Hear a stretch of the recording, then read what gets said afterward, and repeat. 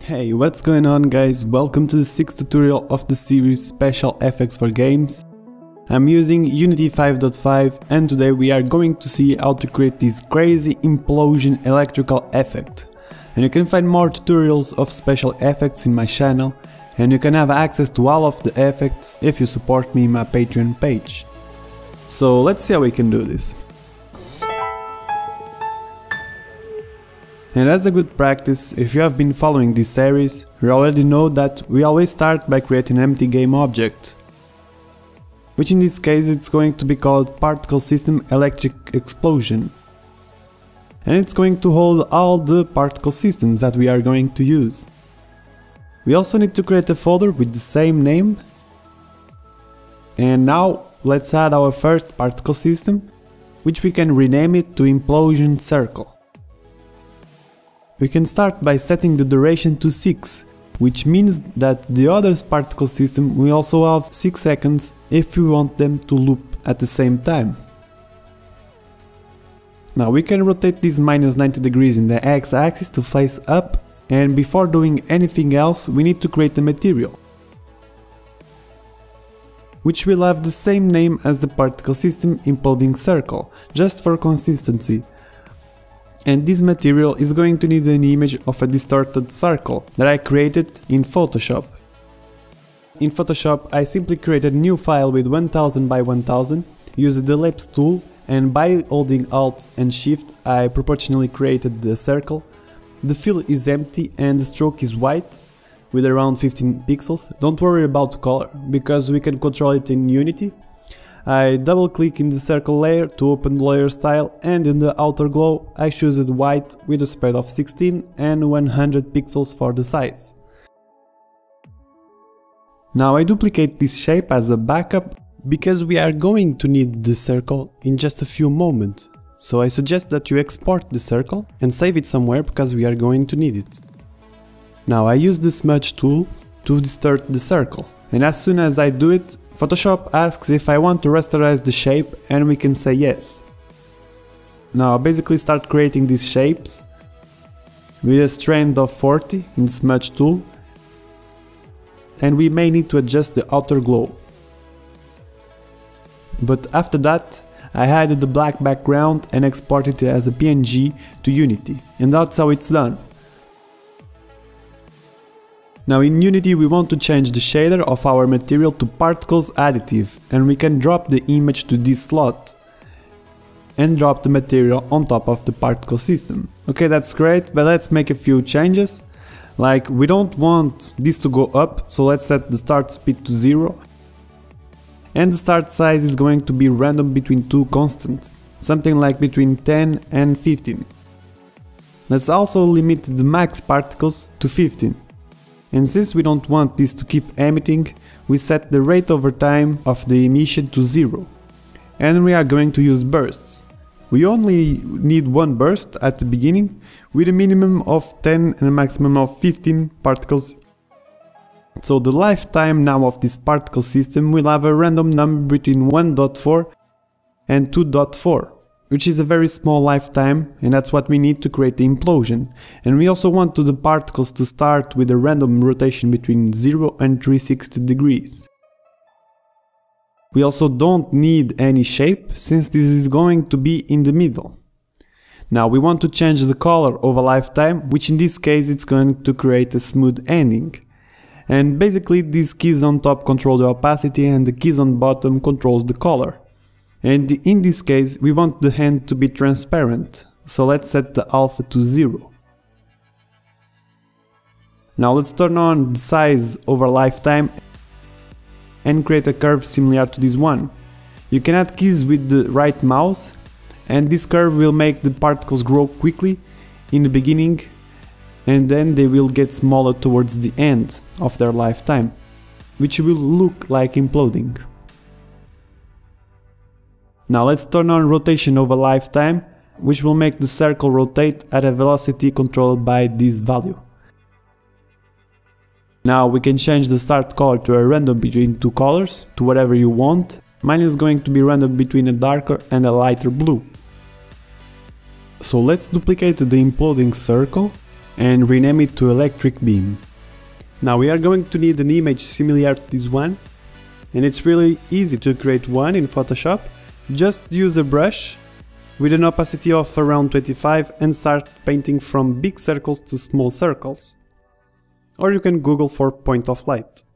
So after you have created this image, you can import it to Unity, and now we can duplicate the imploding circle material with Ctrl D and also rename it to electric beam.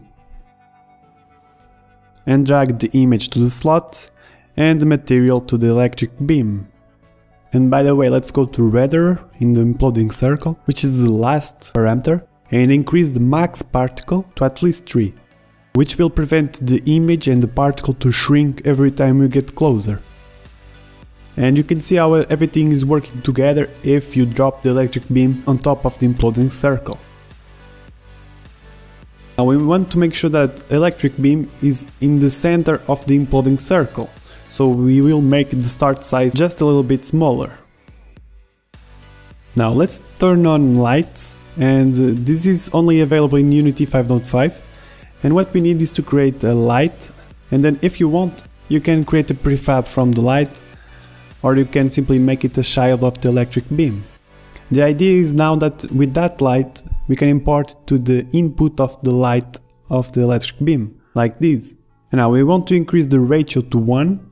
I'm gonna just decrease the maximum lights to 1 or 2. And play a little bit with the range multiplier and with the intensity multiplier. Now let's create a new particle system, and these ones will be for the particles. We can rotate it minus 90 degrees, and the duration will be 6 as the other ones. We can use the same material that we used for the electric beam and drop on top of the particles.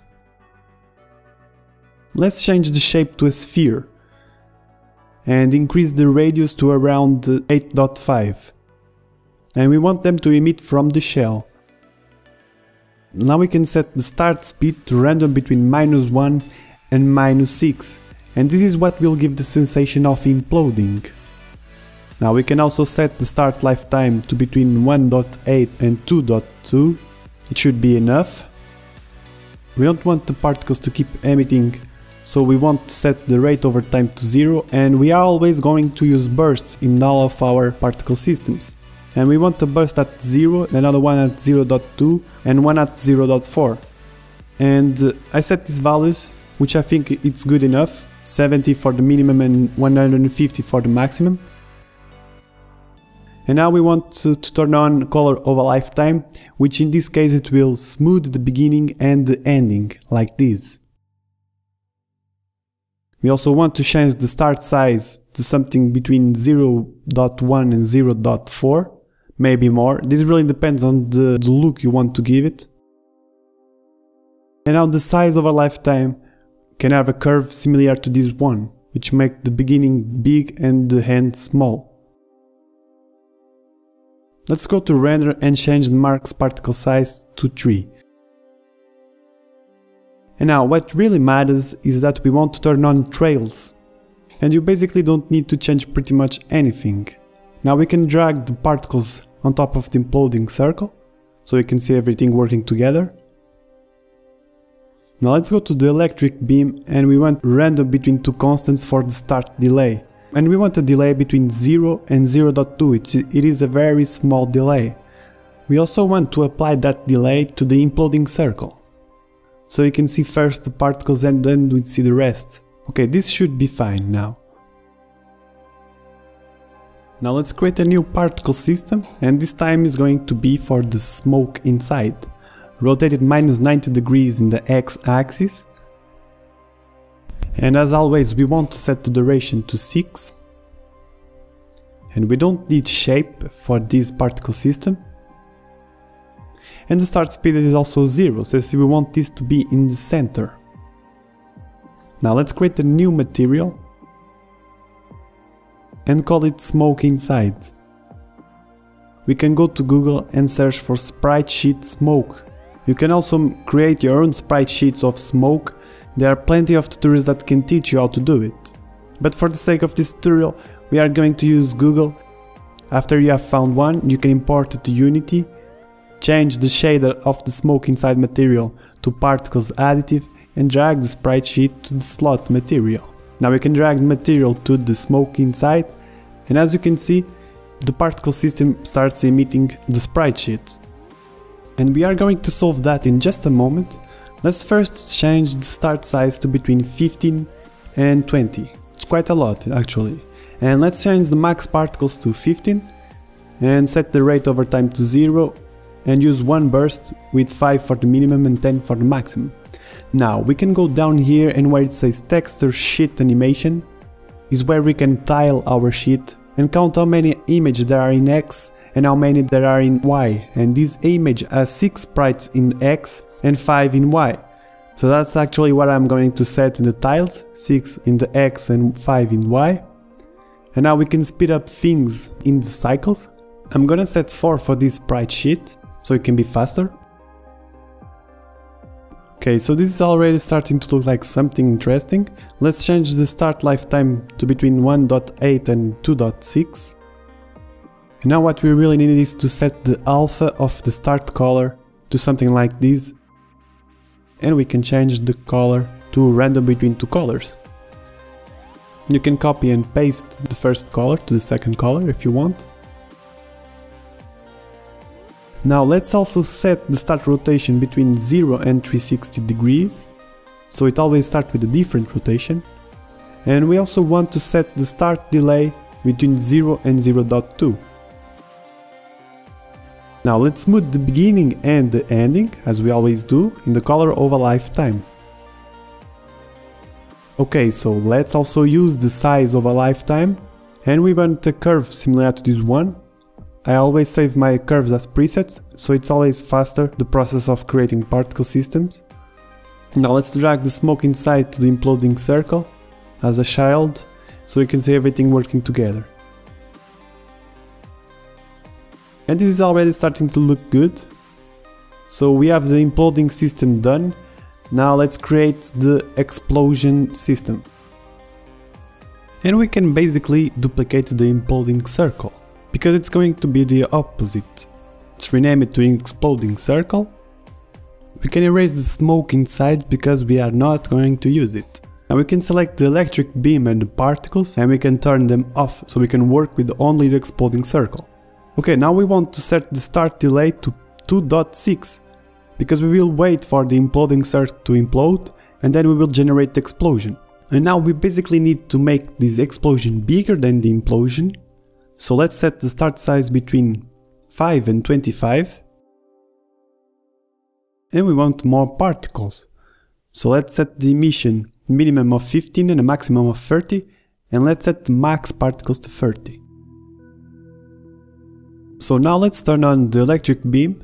And we are basically going to do similar changes. We want the start delay to be 2.6. We are going to increase the start lifetime just a little bit. You can increase it more if you want. And now the start size is going to be between 5 and 20. Remember, we don't want the electric beam to be bigger than the exploding circle. And now we also want more bursts on the electric beam. Let's set the bursts at 0, at 0.2 and at 0.4 with these values. Let's increase the max particles to 25. And basically that's pretty much it. We don't need to change anything else. Let's make a few changes to the particles. We are going to rename it to spherical particles, and let's turn it on. And the first thing we want to do is change the shape to sphere. I'm going to set the radius to 0.3. Now let's change the delay to 2.4. And the start lifetime is going to be smaller, so 0.7 and 2 should do the work. In this case we are not going to use the start speed, by the way. And let's change the start size to 0.1 and 0.6. And we are not going to use the start speed because we are going to use the velocity over lifetime, which is similar, just to show you how this works. So we are going to set this to be random between two constants, and we can set values in the x, y and z. I'm gonna set a maximum of 17 and a minimum of minus 17 for every axis. I'm gonna also change now the color of lifetimes so it has a smooth beginning and a smooth ending. and I'm going to use this curve for the size over lifetime. Now I'm gonna press play to see how this is going. Okay, it's looking good. Let's add a few more things. Now we want to duplicate the exploding circle. We can delete the electric beam and spherical sparks and rename this exploding circle to circle. And let's change the start delay to 2.4 so it starts a little bit earlier than the others. Now the start lifetime we also want it to be shorter, so let's set it to between 1 and 2. Now we can duplicate one of these materials with Ctrl D and rename it to circle. And we need to import the image that we firstly created in Photoshop before distorting the circle. Now let's change the max particles to 15 and the rate over time to 0. Let's set 4 bursts, one at 0, one at 0.2, 0.4 and 0.6. And we only want one particle in the minimum and in the maximum for each one. We don't need the start rotation, so we can set it to 0. And let's set the start size to 20 and to 40. So we want to make sure that everything is inside that circle. It's very subtle, we don't see it at first, but it's there. Let's change the color over lifetime to something like this. Okay, now let's duplicate the spherical sparks and we are going to rename it to spherical particles. Because now that we have the spherical sparks, we also want some particles, some bigger particles without trails. So let's turn off trails. Let's set the start size to between 0.7 and 1.8, that should be enough in my case. As you know, you always have to try to see what fits best for you. Let's set the radius of the sphere to around 2. We want the velocity over lifetime to be much smaller. So we are going to set 4 and -4, like this. And now we are going to increase the start speed to around 10. It's looking good, we have some big particles. Now let's turn on the other particle system so we can see how everything is working together. And it's looking good in my opinion. I think we have a lot of details. Yeah, it's looking good. Now let's go ahead and again duplicate the spherical sparks, but this time they are going to be called spherical electricity. So this is going to be the particle system that is going to emit all the electricity that we have seen earlier. And it's really simple to do and it creates an amazing effect. I'm going to turn off all the other particle systems so we can work better with this one. Now, we want to turn on noise, and noise it's going to do something really amazing. If we push up the frequency and push up the strength to 10, like this, you can see that the amazing effect that it creates. This electrical effect is simply made with the noise and trails. Now I'm gonna decrease the ratio to 0.5. Maybe we don't want all the particles to have trails, so we can decrease it to 0.5 or something like that, that's up to you. And I'm gonna set the lifetime of the trail to between 0.6 maybe and 1, which means that some trails will not live the same time as the particle. You can also change the color if you want, I'm not gonna change it by the way. But that's pretty much it. With the strength and the frequency increased in the noise, we can create this electrical effect. And you can play with these values and see what fits best for you. It's really a great feature. Let's add some more particles in the emission. I'm gonna add another burst at 0.6 and increase the bursts at 0.2 and 0.4 to around 100, something like this. Maybe more, that's up to you. And I'm also going to increase the maximum start size to 1. Yeah, something like this. Okay, now that looks much better. I'm going to turn on all the other particle systems so we can see how this is working together. And it's looking good. I believe we just need to increase the radius to 3. Because most of the electrical stuff it's inside all the particle systems and we can't see it outside. in the velocity over lifetime we don't want that much of strength. I'm going to decrease it to 15 and minus 15. Okay, that's it for this particle system. Okay, that's looking good. Now we can duplicate the circle and rename it to impact. Let's create another material, call it impact. And now we need an image like this one. And this is really easy to create. Let's create a new file with 2000 by 2000. Paint the background to black. And select this custom shape tool. And in this drop down menu, select this shape. Now we can personalize it with the pen tool or by pressing P. And if you hold Ctrl, the white arrow will appear, which will allow us to move the vertices around until we reach a shape similar to this one. Now press 2 times in the shape layer to have access to the layer style and turn on outer glow. Change it to white and play with the size and spread of the glow.